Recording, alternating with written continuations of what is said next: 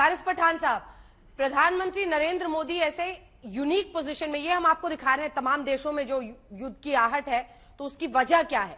2 युद्धपोत तो आपने देख लिए हैं अमेरिका के जो तैनात हैं, चीन ने 6 युद्धपोत वहां तैनात कर दिए हैं, रूस कह रहा है नेवाडा में परमाणु परीक्षण किया है, यमन के हूती विद्रोहियों के मिसाइल ड्रोन्स नष्ट किए हैं।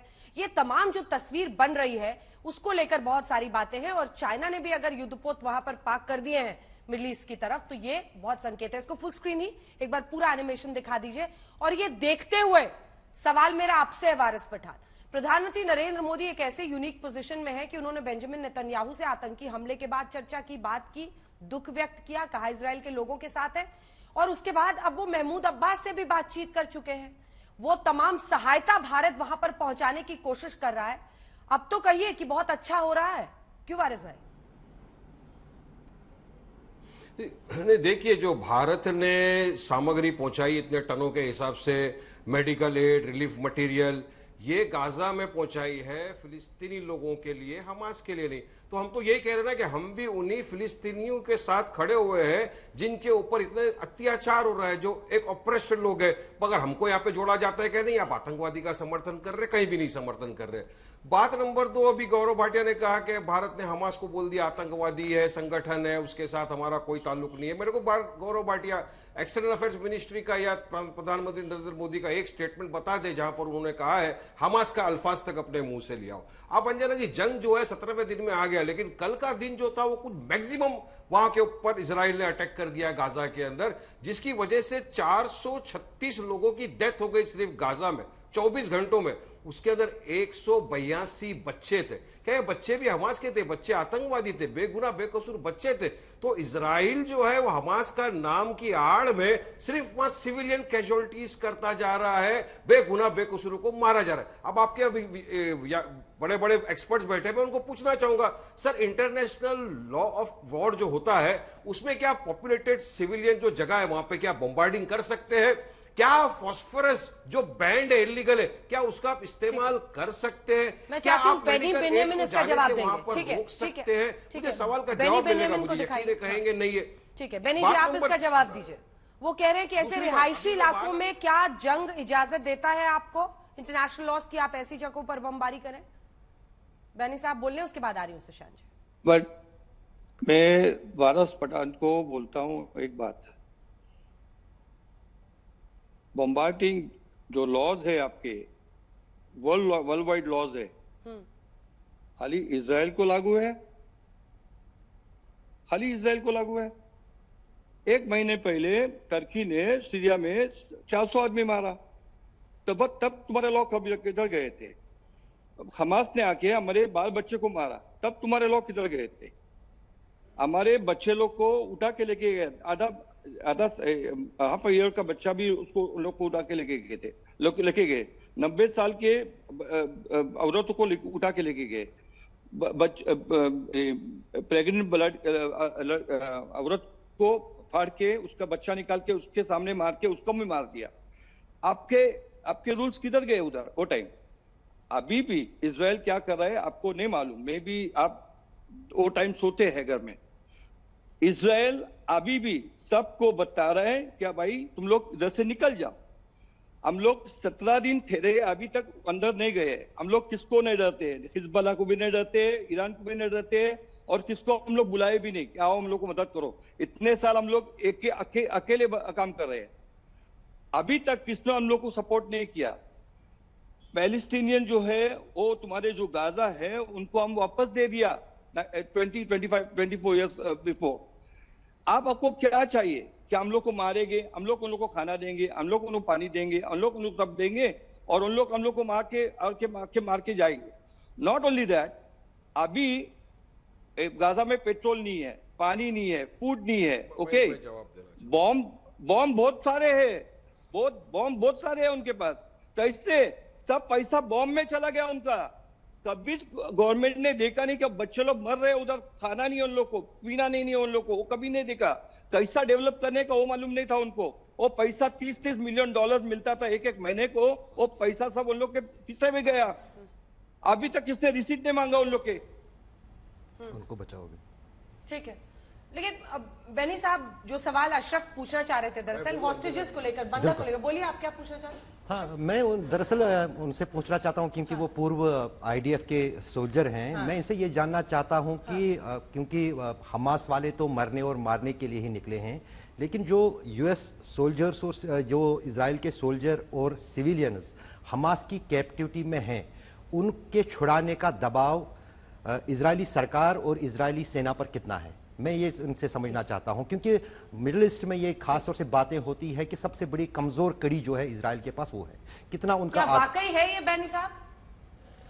हमारी एक भी सिटीजन बाहर निकलेगा, किसको लेके जाएंगे और क्या करेंगे, तो Israel always will fight for the maximum to bring him back. अभी भी हम लोग ट्राई कर रहे हैं उसके लिए।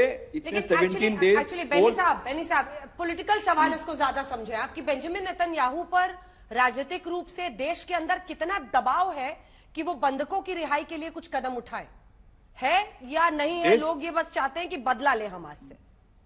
देश विभिन्न नेताओं के पास बहुत सारी प्रेशर्स है। हाँ। अपने कंट्री में से भी ऑफ कोर्स, जिसका बच्चा चला गया, जिसका भाई चला गया, जिसका बेटा चला गया, जिसका ग्रैंडफादर चला गया, ग्रैंडमदर चला गया, ऑफ कोर्स उसका दबाव है गवर्नमेंट पर। बट गवर्नमेंट जो करेगी उसके पर भी हमारा भरोसा है। ठीक है, ठीक है, ठीक है। जल्दी से वारिस जी, जल्दी से एक सेकंड में अपने दर्शकों को जो बड़ी खबरें इस वक्त की है वो बताते हुए आपके पास आ रही हूँ वारिस साहब, उसके बाद आपके पास भी गौरव जी और सुशांत जी आऊंगे। 17 दिन के युद्ध में अब तक गाजा में 5087 लोगों की मौत हो चुकी है, 1400 से ज्यादा लोगों की जान गई है। 17 दिन के भीतर इजराइल पर हमास का 7500 रॉकेट अटैक हो चुका है। आप सोचिए, इजराइल करीब 11,000 बॉम्ब्स गाजा पर गिरा चुका है, जिसकी तस्वीरें हम ये सब डिटेल्स आपको बार बार इसलिए दे रहे हैं ताकि आप भी समझें कि युद्ध में रोज क्या अपडेट्स है। हमास के खिलाफ 17 दिन की लड़ाई में पहली बार इजराइल ने आयरन स्टिंग मोर्टर से हमला शुरू किया है। इसको इसलिए खास वजह से बताया जा रहा है क्योंकि इसकी प्रिसिशन जो है, इसकी क्षमता प्रिसिशन की बहुत ज्यादा मानी जाती है और इसीलिए ये बहुत इंपॉर्टेंट बड़ा कदम है। अमेरिका ने हमास से इजराइल की जंग के बीच मध्य पूर्व में अभूतपूर्व सैन्य तैनाती का ऐलान कर दिया है। ईरान को बार बार यही अमेरिका धमकी दे रहा है कि हमारी सैन्य भी तैनाती है, अगर कुछ भी गलत करोगे तो हम आपको छोड़ेंगे नहीं, हम तुमको छोड़ेंगे नहीं। इजराइल की सेना ने आतंकी हमला करने आए आतंकवादियों के खतरनाक हथियार बरामद किए हैं। स्कूल बैग के अंदर सोचिए 7 किलो का बॉम्ब।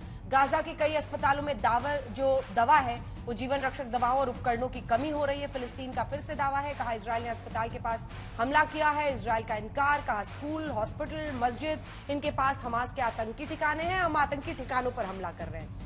इजराइल के मंत्री की धमकी है, कहा गाजा को लगातार पहुंचती सहायता की गारंटी नहीं होनी चाहिए जब तक वो बंधकों को छोड़ने का भरोसा ना दे। 222 बंधकों के परिवारों को इजराइल ने भरोसा दिया है, कहा है जल्द सबको हमास के कब्जे से हम छुड़ाएंगे। और आखिरी खबर, ऑपरेशन अजय के तहत इजराइल से भारतीयों को लेकर छठी फ्लाइट आई है। 143 नागरिकों को छठी फ्लाइट से सुरक्षित लाया गया है। वारिस पठान साहब, उनकी बातों का जवाब दीजिए। वो कह रहे हैं कि सारे जो ये नियम कानून है जंग के, वो सिर्फ इजराइल पर नहीं हो सकते ना। वो कह रहे हैं हमारे बाल बच्चों को मारा, उसका क्या?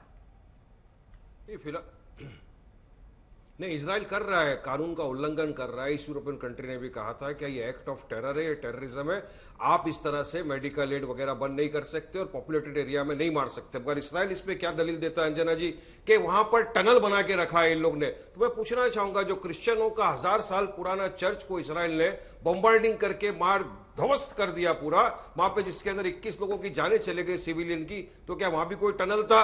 टनल नहीं था। आली बाप्ती हॉस्पिटल के ऊपर जहां पे इजराइल ने अटैक किया, धमाका कर दिया, उड़ा दिया, क्या वहां पे कोई टनल था? वहां पे कोई टनल नहीं था। ये औरतों को शील्ड बनाता है, बच्चों को शील्ड बनाता है, सरासर झूठी बात है अंजना जी। ये एकदम झूठ, उसी तरह का झूठ है जो पहले फैला दिया था कि 40 बच्चों का गला काट दिया, मगर बाद में रिपोर्टर तक ने आके कह दिया कि हमारे पास कोई पुख्ता सबूत नहीं है। वॉशिंगटन ने आके कह दिया कि ये सब गलत बात है। इजराइल की डिफेंस फोर्स ने कह दिया कि ये गलत बात है, झूठी बात है। तो आप झूठ का जवाब सुनिए, फिर गौरव जी को भी बोलना है, टाइम कम है। नहीं कर सकते वारिस जी, टाइम कम है। सुशांत जी, वो कह रहे हैं हाँ, रिहायशी इलाकों वाला जो पॉइंट है, बड़ी जल्दी मैं सारों पे, कौन सा वाला पॉइंट अंजना? रिहायशी इलाके। वो कह रहे हैं कि अंतर्राष्ट्रीय कानून के तहत आप कैसे ऐसी जगहों पर बमबार्ड कर सकते हैं? हाँ, बट अंतर्राष्ट्रीय कानून तो ये भी कहता है ना कि आप जो सिविलियन पॉपुलेशन है उसको आप ह्यूमन शील्ड नहीं बना सकते। और ये तो पता ही है सबको कि वो हमास जो है वो सिविलियन पॉपुलेशन को ह्यूमन शील्ड बनाता है। वारिस पठान की इंफॉर्मेशन अपने सूत्रों से आती होगी और पता नहीं वो कैसे सूत्र हैं, लेकिन पहली बात तो ये है कि अस्पताल के ऊपर तो बॉम्ब नहीं गिरा, अस्पताल की पार्किंग लॉट के ऊपर बॉम्ब गिरा और वो भी अब प्रमाणित हो चुका है कि वो किसका रॉकेट था। वो पाकिस्तान और पैलेस्टीन के बीच में अक्सर बंदा कंफ्यूज कर जाता है, लेकिन वो इस्लामिक जिहाद वालों का था। दूसरी चीज ये कि जो चर्च है वो चर्च के ऊपर बॉम्ब नहीं गिरा, वो एक उसकी एनेक्स थी उसके ऊपर बॉम्ब गिरा है, तो वारिस वो भी अपने आप को थोड़ा सा संतुष्ट कर ले। तीसरी चीज वारिस पठान ने बात की कि जी आप ये सिविलियंस वाला, तो मैंने इनका जवाब दिया, फॉस्फोरस की बात है। फॉस्फोरस बिल्कुल टोटली इलीगल नहीं है, उसको यूज करने के कुछ दायरे हैं और अभी तक कोई प्रमाण ऐसा नहीं आया कि फॉस्फोरस को सिविलियन एरियाज में गिराया गया है। ठीक, उसको गिराया गया है खुले एरियाज में, जहां पॉपुलेटेड एरियाज हैं, बिल्ट अप एरियाज हैं, वहां पर उसका इस्तेमाल नहीं हुआ। खुले एरियाज में जरूर उसका इस्तेमाल हुआ है और वो इंटरनेशनल लीगल कानून के हिसाब से बिल्कुल दुरुस्त है। और वारिस पठान खुद ही वकील है, तो ये इंटरनेशनल लॉ का हमसे क्यों पूछते हैं, खुद ही थोड़ा सा अध्ययन कर ले तो पता लग जाएगा इनको कि कितना हुआ है। गौरव भाटिया जी, गौरव भाटिया जी। और उन्हें लिखने की आदत नहीं है।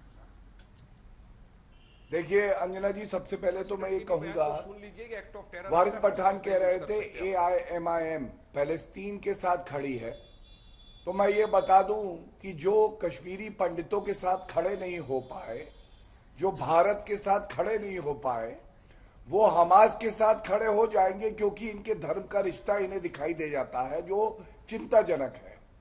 और दोहरे मापदंड, रिहायशी इलाकों की बात कर रहे हैं। आप बताइए अंजना जी, जब रिहायशी इलाकों में मस्जिदों के अंदर आतंकवादी रखे जाएंगे कई जगह पे, जैसा हमास ने किया है, अस्पतालों के अंदर भी छुपा छुपा के रखेंगे, स्कूलों के अंदर रखेंगे, और उसके बाद हमला होगा और मारे जाएंगे तो अपनी छाती पीटेंगे, तो क्या ये पूछा नहीं जाएगा वहां के नागरिक क्यों शरण दे रहे थे ऐसे आतंकियों को? 7 अक्टूबर जो हुआ, महिलाओं के साथ बलात्कार हुआ, बच्चों की गर्दन काट दी गई, म्यूजिक फेस्टिवल चल रहा था, निर्दोषों को मारा गया। क्या एक बार भी इन्होंने एक शब्द बोला? तो यही कहेंगे, बेगानी शादी में रजाकार दीवाने। अरे भैया, भारत के साथ खड़े हो ना, संविधान पढ़ो, एंट्री 10 है, लिस्ट 1 की, केंद्र सरकार का क्षेत्र अधिकार है। AIMIM से किसी ने पूछा है कि तुम्हारा स्टैंड क्या है?